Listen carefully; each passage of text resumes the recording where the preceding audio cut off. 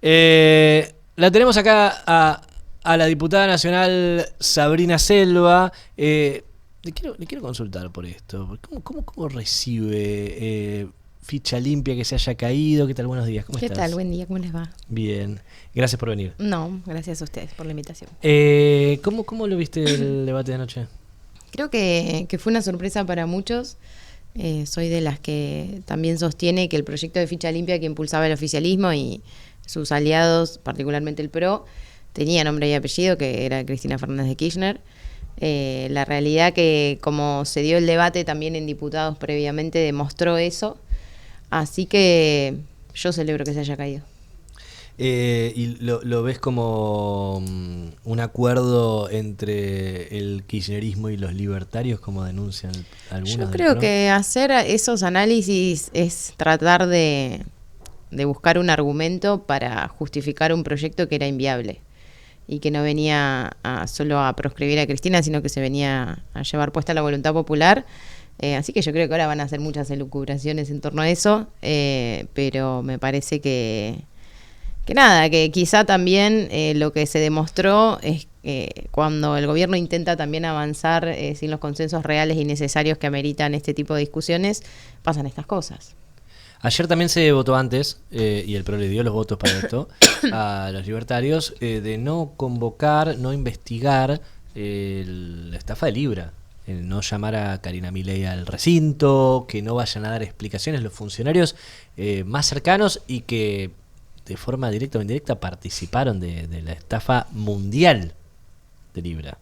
Bueno, incluso en diputados nos pasó lo mismo. Digo, ayer que había una diputada tratando de ingresar al Senado para celebrar la sanción de Ficha Limpia, paradójicamente es una de las diputadas que no acompañó ni las interpelaciones a los funcionarios por la estafa Libra, ni la creación de la comisión investigadora. Digo, son los mismos que se embanderaron con la Ficha Limpia, son los que no quisieron que se avance en una investigación, que nosotros la abordamos con mucha responsabilidad, porque también nos quisieron parar del lado de que nos inmiscuíamos en facultades del Poder Judicial, de que estábamos juzgando la responsabilidad penal del presidente o de los funcionarios que habrían estado involucrados. Ahora, me parece que lo que está claro es que hubo una estafa, que el presidente Milei promovió una criptomoneda que derivó en una estafa, y nosotros lo que queremos saber es cuál es el grado de responsabilidad política que tiene el presidente Milei y los funcionarios en lo que fue la gestión de esa criptomoneda. ¿Existe el no estaba haciéndolo en mi rol de presidente, sino en mi rol de ciudadano? Como por ejemplo, por la hora, por la ubicación, que estaba en la residencia de Olivos. Guillermo Francos dijo eso el otro día en la Cámara Baja. Tantas cosas que dijo y tantas que no dijo, ¿no? Guillermo Francos el otro día en la Cámara. Que le preguntaron si quería hablar de otra cosa, si playa o montaña, porque sí. de Libra no estaba respondiendo nada. No estaba respondiendo nada. No, es imposible. O sea, el presidente es presidente las 24 horas. Digo, yo no dejo de ser diputada cuando me voy a dormir o cuando llego a mi casa. ¿Estás hablando en calidad de diputada o en calidad de ciudadana? De ambas. Me parece que tratar de escindir eso es una parte más del relato que intentó instalar el gobierno, a mi manera de verlo, burdamente. La estrategia que eligió el gobierno para salir de esta situación me parece bastante ridícula frente a los hechos, ¿no? Que son claros y evidentes.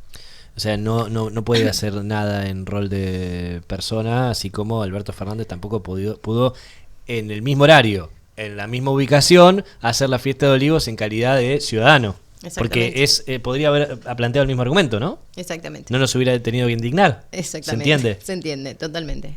Y hoy en día la comisión, digamos, ¿cuál es el estado en el que se encuentra? ¿Cómo avanzó la discusión por la constitución de las autoridades? Digo, ¿qué podemos esperar del avance o, en todo caso, de el parate que pueda intentar el gobierno con esa comisión?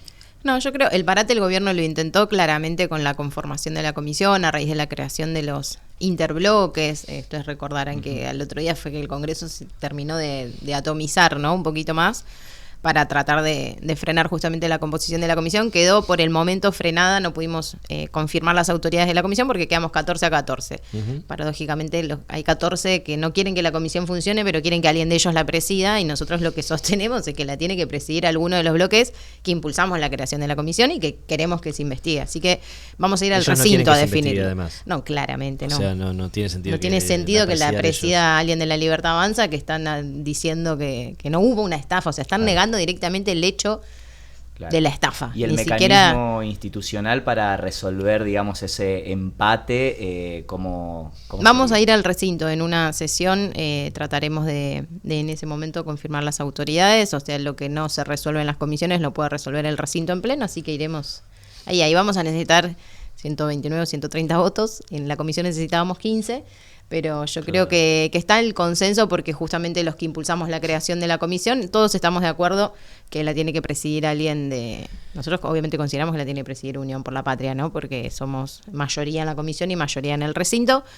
pero estamos convencidos de que lo importante es que la presida alguno de los bloques que quiere que se investigue. Una crítica constructiva que decía nuestra compañera, ¿no hubiera sido más, no se hubiera ahorrado un problema la oposición, justamente planteando en la creación de la comisión una línea que dijera que la presidencia la tenía que tener alguien opositor a la Libertad Avanza? Sí, también hubiera sido más fácil no agregar la palabra interbloque, ¿no? En el momento de la votación. Sí. Es porque válido. Ahora es bastante incluso cantidad. Se discutió. Gracias, me traen el mate. Está muy bien. Sin mate. Sin mate yo estoy con té, por eso no soy, te pido del uno. té también, me gusta. Pero es una cosa o la otra para mí, por la mañana. Pero bueno, ¿pueden llegar a conseguir esos votos? Son un montón. Yo creo que sí. Son un montón. Yo creo que sí, pero es con la mayoría con la que avanzamos en la creación de la comisión y en las interpelaciones, así que... Si no pasa algo extraño, debiéramos tener los votos para confirmar las autoridades. ¿La sociedad argentina le importa lo que pasó con Libra?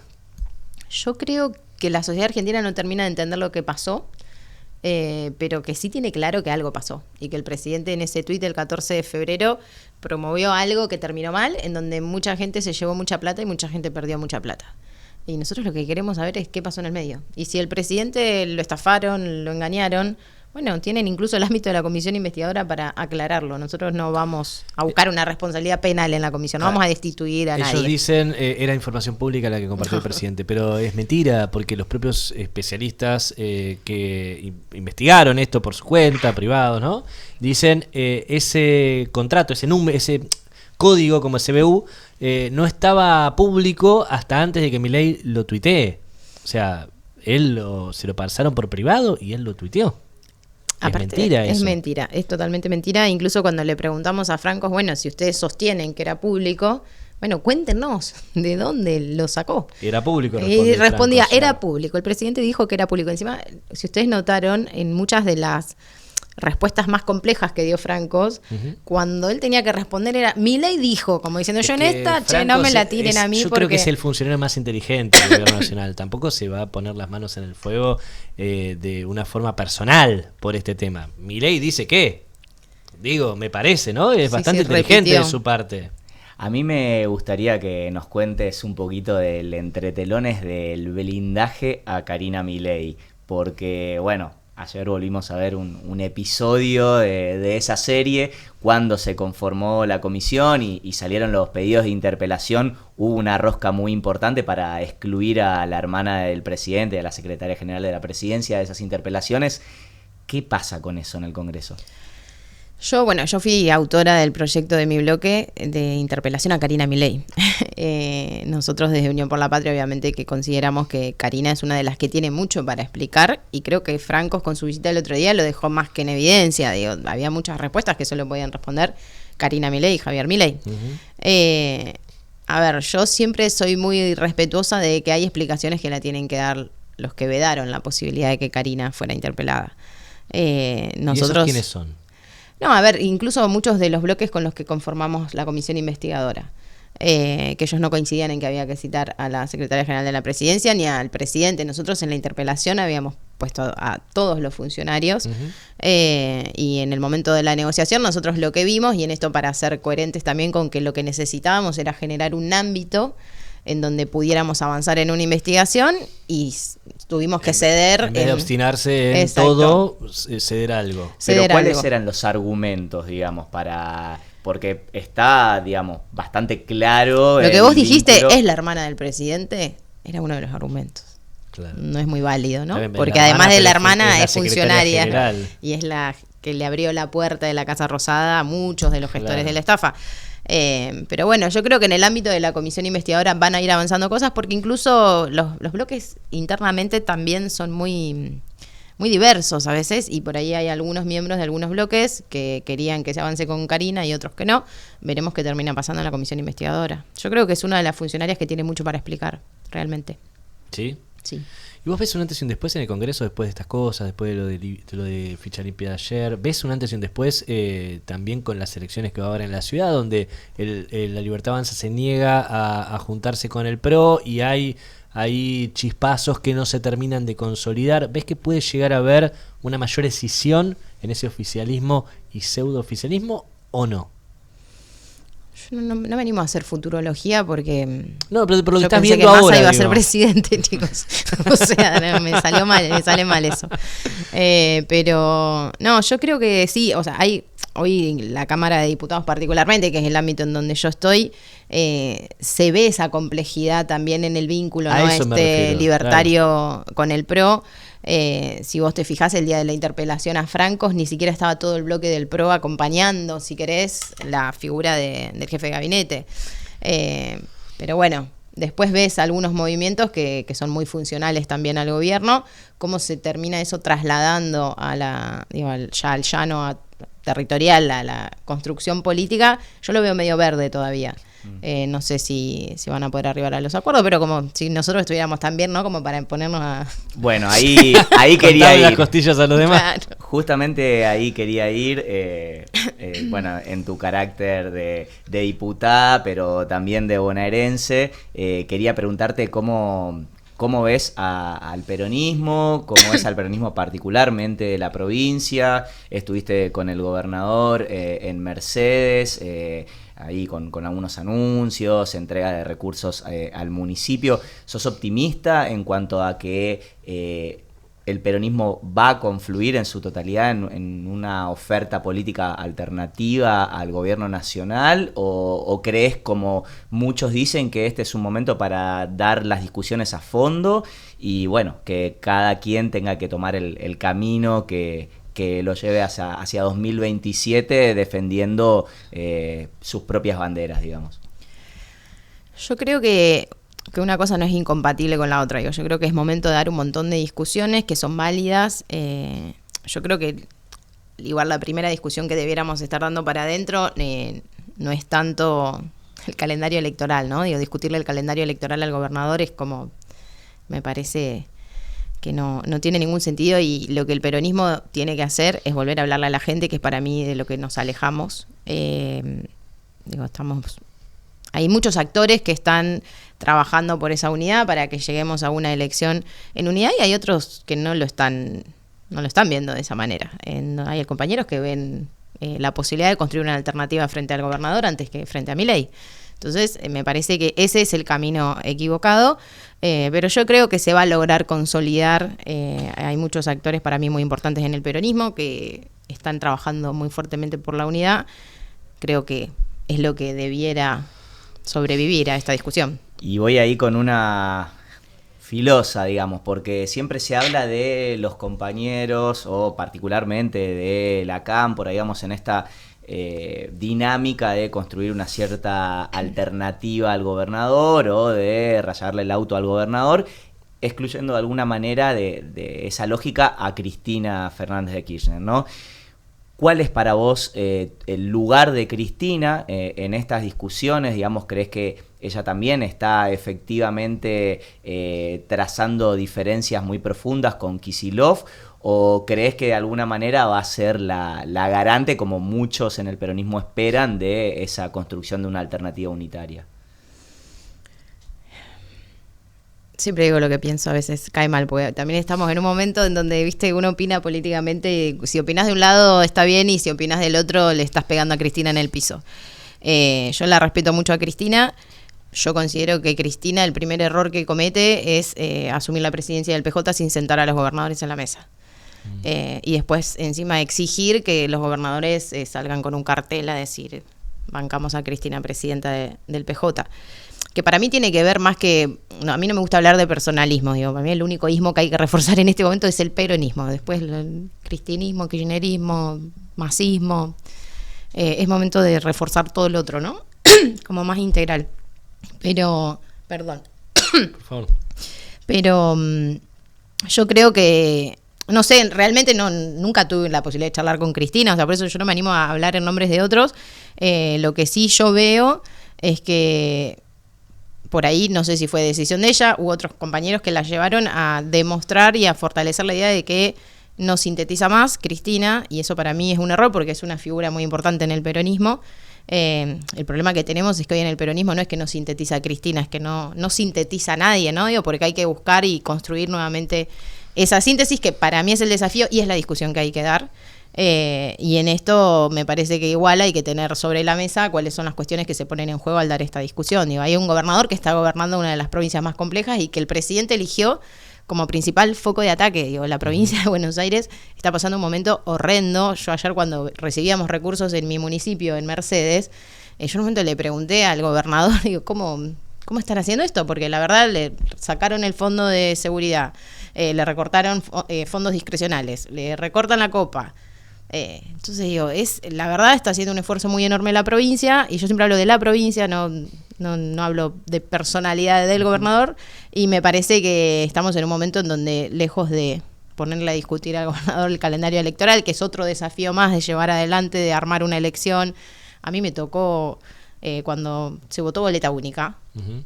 Yo fui una de las oradoras de Unión por la Patria, que nosotros votamos en contra, y uno de mis argumentos fue decir que, por ejemplo, a mi provincia la estaban obligando a desdoblar la elección. Y lo dije cuando discutimos boleta única, porque la Constitución de la provincia de Buenos Aires preveía otra herramienta electoral, uh-huh, y ya con solo votar la boleta única estábamos obligando a una elección distinta en la provincia. Sí, después, de hecho, fue Kicillof inmediatamente salió a decir que a partir de la boleta única la elección estaba desdoblada, de hecho, ¿no? O sea, exacto, ahí empezó ese tema. Ahora, recién hablabas del único ismo que hay que reforzar es el peronismo, hablabas de los gobernadores. Te pregunto por los gobernadores peronistas que de repente el día 1 empezaron a acompañar a Javier Milei.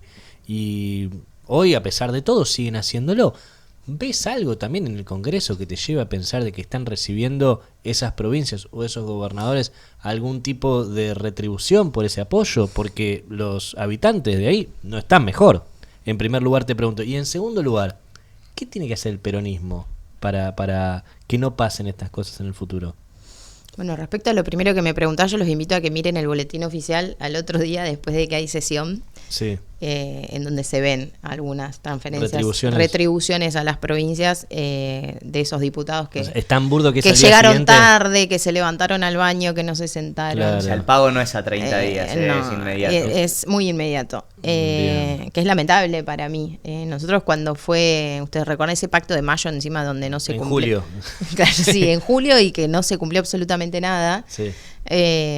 La verdad es que a mí me parece que cuando algunos de nuestros gobernadores se plantaron, nosotros los recibimos en el bloque de Unión por la Patria, y hubo gobernadores que son los que hoy están en la misma postura, que se plantaron diciendo, si no nos aglomeramos todos y no entendemos que con este gobierno negociar es ceder, y en esto se llevan puesta la gente, no es que se llevan puesta una provincia o un gobernador, me parece que se planteó desde el principio que iba a haber un error ahí.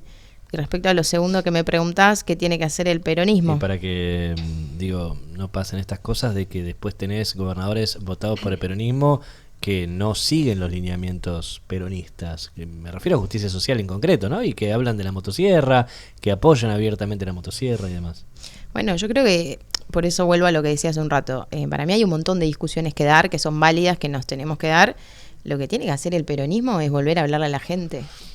Yo creo que no le estamos hablando a la gente, la elección nos demostró eso.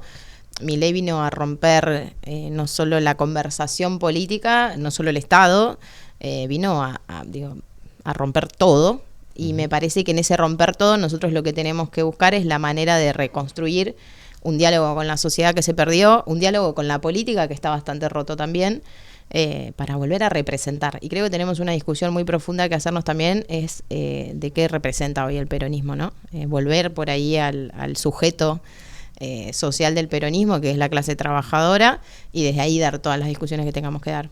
Y en ese sentido, desde el Congreso están proyectando avanzar con algunos puntos, algunos proyectos puntuales que, no sé, quizás tengan que ver con restitución de haberes jubilatorios, de garantizar, no sé, ciertos aumentos salariales en algunos sectores. Vemos a un gobierno pisando paritarias que superen el 1% cuando la inflación está bien por encima del 3% todos los meses, o incluso con la cuestión, hacer algo para frenar la cuestión represiva que semana a semana Patricia Bullrich despliega en la ciudad de Buenos Aires. Digo, ¿qué puede avanzar desde el Congreso para poner de vuelta al peronismo y a otras fuerzas también en una conversación con la sociedad en función de las necesidades que esa sociedad tiene?